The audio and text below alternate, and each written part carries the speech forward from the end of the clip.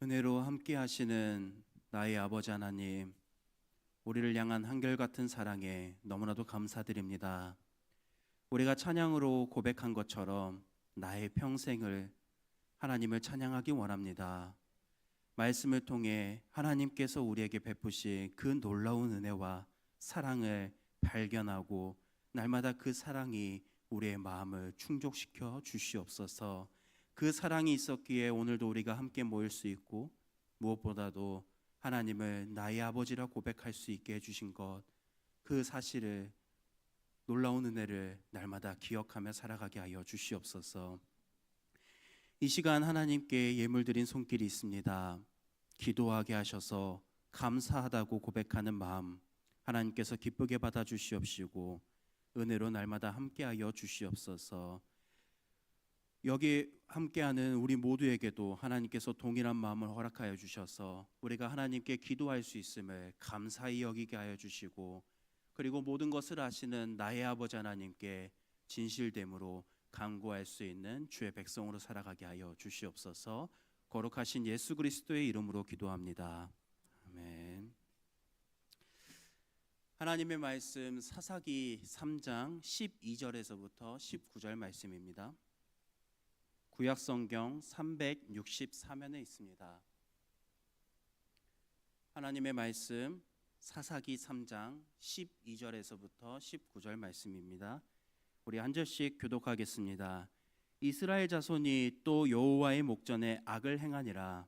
이스라엘 자손이 여호와의 목전에 악을 행함으로 여호와께서 모압 왕 에글론을 강성하게 하사 그들을 대적하게 하시매,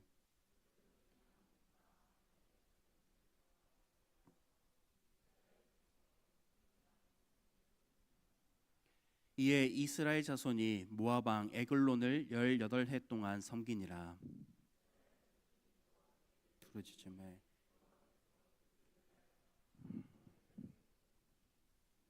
베냐민 사람 게라의 아들 왼손잡이 에웃이라. 이스라엘 자손이 그를 통하여 에웃이 길이가 한 규빗 되는 좌우의 날선 칼을 만들어 그의 오른쪽 허벅지 옷 속에 차고, 에글론 왕은 배우지만 자였더라. 에웃이 곡물 바치기를 마친 후에 곡물을 메고 온 자들을 보내고 자기는 길갈 근처 돌 뜨는 곳에서부터 돌아와서 이르되, 왕이여, 내가 은밀한 일을 왕에게 아뢰려 하나이다 하니 왕이 명령하여 조용히 하라 하매 모셔 선 자들이 다 물러간지라. 아멘. 이스라엘 백성은 또 하나님께 죄를 범했습니다. 12절은 이스라엘 자손이 또 여호와의 목전에 악을 행하니라 라고 기록합니다. 사사기를 읽다 보면 또 다시 라는 말이 반복적으로 등장합니다. 에웃 시대에도, 그리고 이후에 나오는 드보라, 기드온, 그 여러 사사들의 상황들을 보면은 또 다시 죄를 여호와 앞에서 목전에서 악을 행하였더라라는 내용이 등장합니다. 그들은 하나님의 은혜를 반복해서 경험했음에도 불구하고 평온해지고 모든 상황이 해결되자 또다시 하나님을 떠났습니다. 그들은 하나님을 의지해야 마땅한 백성들이었음에도 불구하고 하나님보다 다른 것들을 더 의지했습니다. 결국 오늘 본문을 보면 하나님은 그들을 심판하시기 위해 모압 왕 에글론을 강성하게 하셨고 모압을 통해서 이스라엘 백성들을 심판하셨습니다. 본문은 매우 중요한 사실을 알려줍니다. 여호와께서 모압 왕 에글론을 강성하게 하사, 겉으로 보기에 모압이 강해서가 아니라 하나님께서 이스라엘을 심판하는 도구로 모압이라고 하는 나라를 사용하셨고 그를 통해서 역사하셨습니다. 당시 이 상황에서 모압에게 지배를 받는, 그리고 그 성읍이 점령당하는 이스라엘 백성들의 심정은 어땠을 것 같으십니까? 그들의 입장에서 본다면은 갑자기 왜 나에게 이런 일이, 왜 우리가 이런 상황을 겪어야 하는가라는 마음이 있었을 것입니다. 그들의 상황은 해가 바뀌어도 나아지지가 않았습니다. 지난해에도 모압의 지배 아래 있었고 올해에도 마찬가지였습니다. 수확한 곡식의 일부를 바쳐야 했고 그들의 자유는 빼앗긴 채 살아갔습니다. 그들의 마음 가운데는 시간이 흐를수록 정말 하나님은 살아계시는 것일까? 하나님은 우리를 떠나신 것이 아니실까? 그런 의문이 커졌을지도 모릅니다. 특별히 본문은 이스라엘 백성들이 모압의 지배를 받았던 해를 18해라고 기록합니다. 이 해는 정말 짧은 시간이 아닙니다. 초등학교에 막 입학한 아이가 25살의 나이가 되는 거기도 하고 이제 막 태어난 나이가 이제 수능을 앞두고 공부를 대학의 진로를 앞두고 있는 그러한 기나긴 시간이기도 합니다. 그 오랜 세월 동안 이스라엘은 하나님께서 자신들을 잊으신 건 아닌지라고 충분히 생각할 수 있었습니다. 그러나 그들의 마음은 그랬을지도 모르겠지만 하나님은 단 한 번도 이스라엘 백성들을 잊으신 적도 떠나신 적도 없으셨습니다. 하나님은 백성들을 향해서 침묵하신 것처럼 보였을지 모르겠지만 고난을 통해 다시 그들을 하나님께로 돌이키고자 하셨습니다. 오늘 이 사실이 우리가 삶 속에서 기억해야 하는 가장 중요한 부분입니다. 하나님은 보이지 않아도 내가 느껴지지 않는다고 할지라도 우리의 삶에 개입하시는 분이십니다. 우리가 이해하지 못하는 상황 속에서도 하나님은 분명한 목적을 갖고 우리의 삶에 그 뜻을 이루시는 분이십니다. 이스라엘 백성들이 18해라는 그 기간 동안에 시간을 지나야 했던 이유가 바로 여기에 있습니다. 하나님은 왜 그들을 심판하셨겠습니까? 제가 앞서 말씀드리긴 했지만 하나님은 우상을 섬기면서 하나님을 떠나고 그들의 눈앞에 있는 평안과 부요를 찾았던 그들의 마음 가운데 그 모든 것들이 그들의 삶을 영원히 평안하게 만드는 것이 아니라 우리의 아버지 하나님 한 분만이 우리에게 그것을 허락해 주실 수 있는 분이기 때문에 영원한 쉼과 만족을 누릴 수 있는 분이시기 때문에 그리고 앞서서 그러한 은혜를 허락하셨기 때문에 다시 나에게 돌아와라 라고 하는 그 목적을 갖고 심판하셨던 것입니다. 이 고난은 단순한 징벌, 벌에서 끝이 나는 것이 아니라 그들을 다시 하나님께로 돌이키기 위한 하나님의 손길이었습니다. 무엇이 헛되고 무엇이 진짜인지를 분별하는 시간인 것입니다. 사실 하나님의 역사 대부분은 우리의 눈에 즉시 보이지 않습니다. 우리도 비슷한 순간을 겪을 때가 있습니다. 기도하고 있지만 상황이 갑자기 순간 확 변했던 것을 경험했을 때가 많으십니까? 아니면 기도하고 있음에도 여전히 눈앞의 상황은 그대로일 때가 많은 것 같으십니까? 돌이켜보면 기도를 하지만 여전히 눈앞의 상황은 그대로인 것처럼 느껴질 때가 많습니다. 그리고 그 시간이 계속해서 이어지다 보면 이렇게 원망하게 될 때도 있습니다. 왜 하나님 제가 이러한 시간을 지나야 합니까? 왜 나만 이러한 고난을 겪어야만 합니까? 우리도 사람이라서 하나님을 향해서 이렇게 원망하고 불평할 수 있습니다. 그것이 잘못된 것은 아닙니다. 오히려 그것을 통해서라도 우리는 하나님을 찾아야 하는 게 성도의 마땅히 가져야 하는 권리입니다. 그런데 이 상황에서 우리가 그렇게 원망한다고 해서 잊지 말아야 하는 사실은 또 한 가지가 있습니다. 하나님은 이스라엘 백성들을 떠났지만 이스라엘은 하나님을 떠났지만 하나님은 그들을 포기하지 않으셨습니다. 그들은 하나님을 잊었지만 하나님은 단 한순간도 이스라엘 백성들을 잊으신 적이 없으셨습니다. 이것이 바로 하나님께서 택한 백성이고 소유된 백성에게 주시는 변함없는 은혜입니다.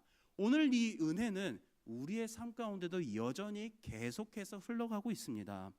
지금 우리에게 있어서 하나님의 뜻이 보이지 않는다고 해서 우리가 낙심하지 말아야 할 이유가 바로 여기에 있습니다.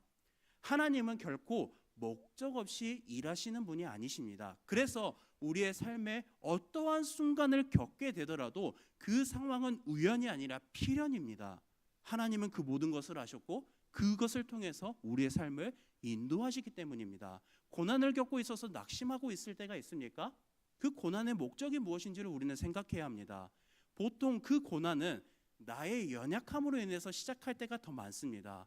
나의 연약함으로 인해서 시작되는 그 고난은 내가 하나님을 바라보지 못하고 여전히 세상 가운데 눈길을 돌렸을 때에 하나님께서 이스라엘 백성들에게 모압을 통해서 돌이키고자 하셨던 그 심판을 허락하셨던 것처럼 우리에게 그러한 목적으로 고난을 허락하십니다. 그래서 우리는 내가 이 고난을 어떻게 바라봐야 하는가를 분명하게 해야 합니다. 그리고 하나님의 시간은 절대 늦지 않습니다. 하나님의 계획은 결코 실수가 없습니다. 지금 나에게 느껴지지 않더라도 하나님은 여전히 우리를 붙들고 계십니다. 바라기는 분명하게 일하시는 나의 하나님을 신뢰하면서 살아가는 우리 모두가 되길 간절히 소망합니다. 지금 이스라엘 백성은 모압의 압제를 받으며 살고 있습니다. 그들에게는 하루하루가 답답하고 힘듦의 연속이었습니다. 자유를 잃은 채 살아가야 했고 해마다 모압에게 공물을 바쳐야 했습니다. 그래서 그들은 자신의 필요한 것을 수확하기 위한 목적보다는 감당하기 위한 목적에서 고통을 겪고 있었습니다. 그렇게 18해라는 긴 시간이 흘렀습니다. 그리고 그 모든 시간이 여기서 그칠 수 있었던 이유가 바로 본문 15절에서 등장합니다. 이스라엘 자손이 여호와께 부르짖음에. 하나님께서 그 긴 시간 동안에 이스라엘 백성들을 두셨던 이유가 바로 여기에 있습니다. 무엇이 참되고 무엇이 거짓인지를 분별하는 시간을 먼저 경험하게 하시고, 그리고 무엇이 참된지를 알고 내 모든 상황을 해결해 줄 수 있는 분이 누구인지를 분명하게 알았고, 그것을 통해서 하나님께 부르짖었을 때 하나님은 그 시간을 끝나게 하셨습니다. 물론 다음의 내용을 읽으면 이스라엘 백성들이 평온해졌을 때 또 같은 실수를 여전히 반복하고 있긴 합니다. 그러나 하나님은 하나님께서 그들을 찾으셨을 때 분명하게 일하셨습니다. 사사기에서 계속해서 반복하는 내용입니다. 백성들은 하나님을 떠났지만 고난 가운데서 다시 하나님을 찾았습니다. 그리고 하나님은 그들의 부르짖음을 외면하지 않으셨습니다. 우리가 지난 금요일에 부르짖음에 대해서 함께 나눴었습니다. 이 부르짖음, 오늘의 본문에서 큰 차이는 없지만 중요한 표현은 여기에 있습니다. 이스라엘 백성들은 이제는 여호와께, 하나님께 부르짖고 있다라는 중요점이 있습니다. 본문은 곧이어 이렇게 기록합니다. 여호와께서 그들을 위하여 한 구원자를 세우셨으니 그들이 하나님을 향해서 부르짖었을 때 하나님은 일하셨습니다. 그때 즉시 일하는 것처럼 보일 수도 있겠지만 이미 하나님은 그 모든 계획 안에서 필요한 구원자를 준비하셨고, 그들이 하나님께 부르짖었을 때 하나님은 일하신 것입니다. 이 말씀을 읽다 보면 사실 우리의 시선은 하나님으로 향하기도 하지만 가장 먼저 하나님께서 어떤 구원자를 세우셨는지 그 사람을 향한 시선으로 먼저 이어져 갑니다.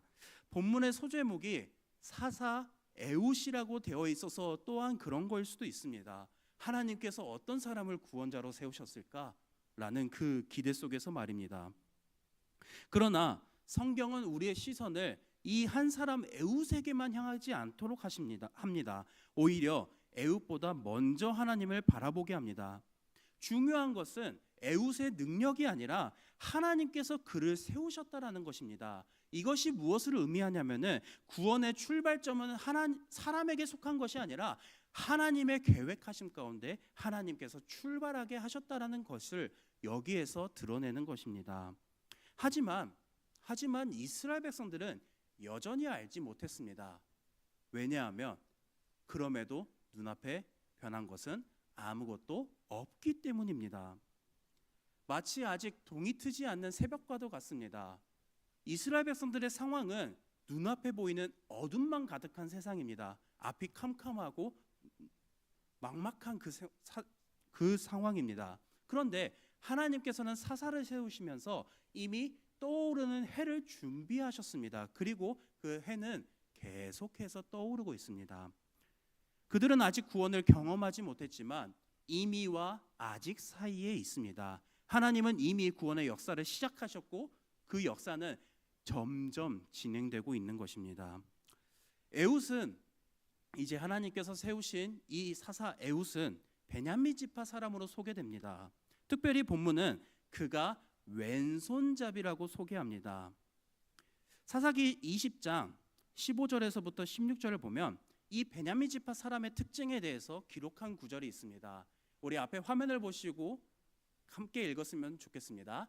기브 주민을 택한 자가 700명인데 이 모든 백성 중에서 택한 700명은 다 왼손잡이라 물매로 돌을 던지면 조금도 틀림이 없는 자들이더라. 이 모든 게 지금 기브아 주민은 베냐민 지파 사람들입니다. 모든 베냐민 지파 사람들이 왼손잡이라고 말하는 것은 아니지만 지금 베냐민 지파 에웃을 소개할 때 어떻게 소개합니까? 왼손잡이 에웃이라고 소개합니다. 이 왼손잡이 에웃은 단순히 오른손을 사용하지 못하는 불편함이 있는 사람이 아니라 왼손잡이, 전투에 능하고 조금도 틀림이 없는 그러한 전투적인 훌륭한 수행 능력을 가진 사람이라는 것을 우리는 알 수 있습니다.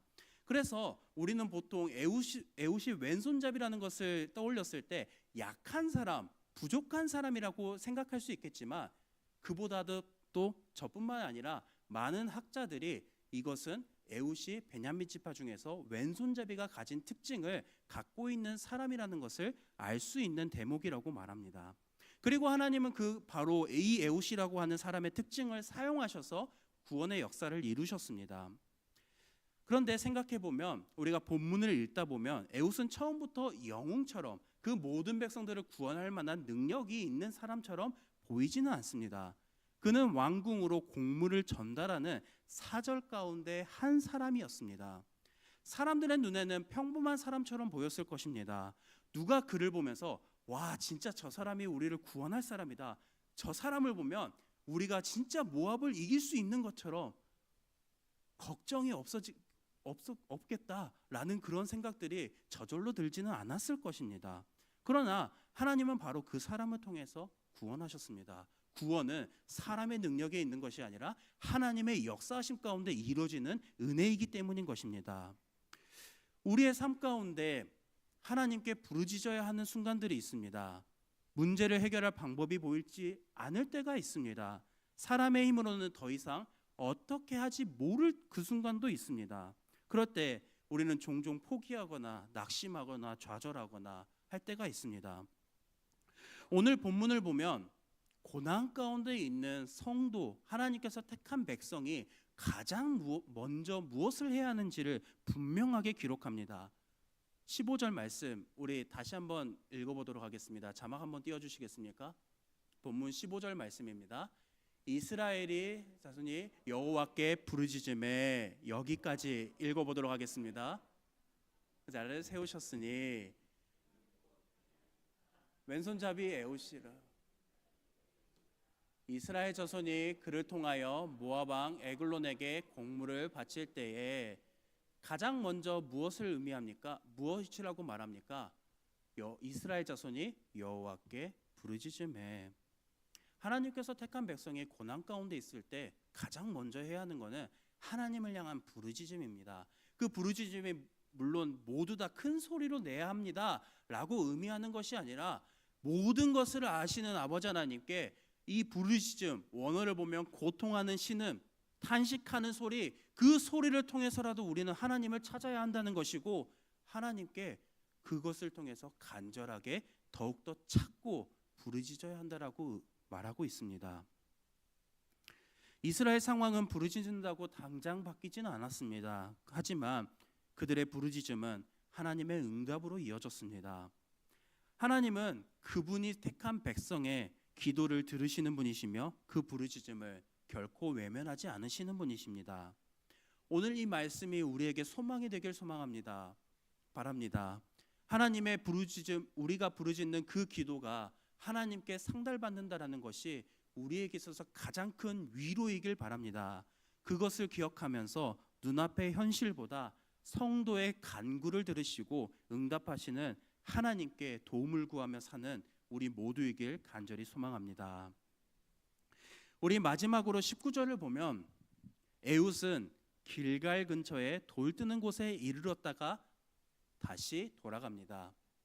그런데 우리가 개역개정 성경을 보면 돌 뜨는 곳이라고 번역되어 있지만 다른 성경을 보면 돌 뜨는 곳이 아니라 영어 성경을 보면 아이돌, 우상, 그리고 여기 세 번역과 공동 번역을 보면 돌 우상들 그리고 우상들이라고 번역합니다.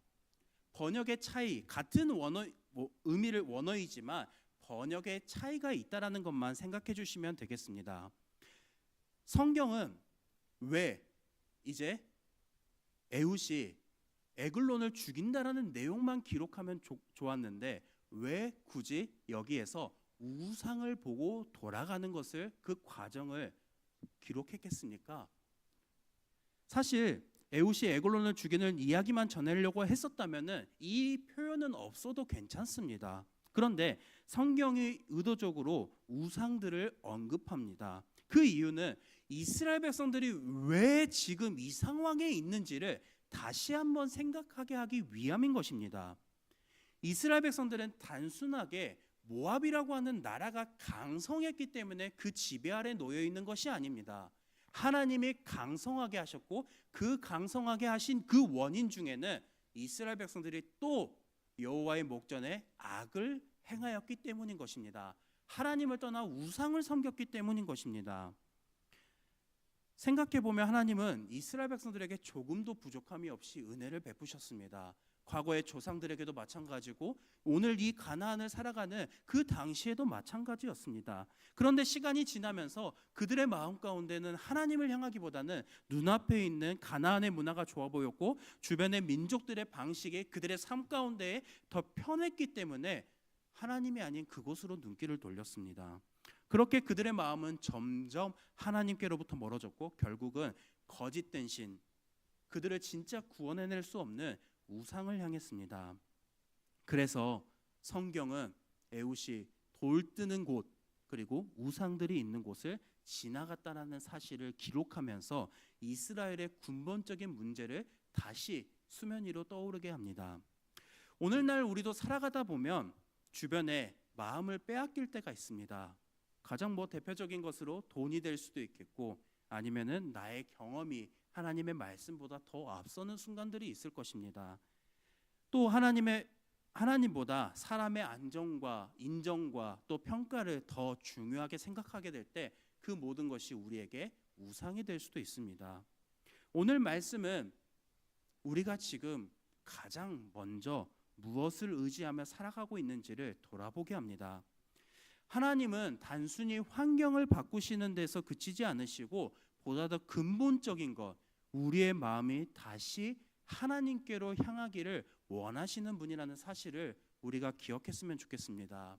그래서 내가 지금 겪고 있는 그 문제, 그 상황 속에서 왜 나에게 이러한 시간을 하나님께서 허락하셨습니까? 그러한 질문으로 이어졌으면 좋겠습니다. 그리고 동시에 내가 누구를 의지하고 있는지를 함께 살펴보셨으면 좋겠습니다. 우리에게 가장 큰 문제는 환경이 아니라 하나님을 떠난 그 마음이고 그리고 가장 큰 회복은 그 떠난 마음이 다시 하나님께로 향하는 순간이라는 사실을 우리는 알아야 합니다. 감사한 것은 하나님께서는 우리가 떠났을 때에도 이스라엘 백성들을 포기하지 않으셨던 것처럼 우리의 삶 가운데에 여전히 우리와 함께 하시는 분이십니다. 이러한 하나님의 은혜가 우리의 삶의 소망이자 다시 하나님께로 향할 수 있는 힘과 능력이길 소망합니다. 바라기는 오늘 말씀을 기억하며 보이지 않아도 가장 분명하게 일하시는 하나님의 신실하심을 기억하고 신뢰하며 날마다 하나님께 더 나아가는 성도들이 되길 간절히 소망합니다. 우리 들은 말씀을 기억하며 두 가지 우리 기도 제목을 붙들고 함께 기도하도록 하겠습니다. 보이지는 않지만 분명하게 일하시는 하나님을 신뢰하며 어떤 상황 속에서도 낙심하지 않고 믿음으로 살아가는 성도 되게 하소서. 그리고 문제와 환경보다 하나님을 더욱 바라보게 하시고 하나님만 의지하며 하나님께 더욱 가까이 나아가는 성도 되게 하소서. 우리 이 두 가지 기도 제목 붙들고 함께 기도하겠습니다. 사랑과 은혜가 풍성하신 나의 아버지 하나님,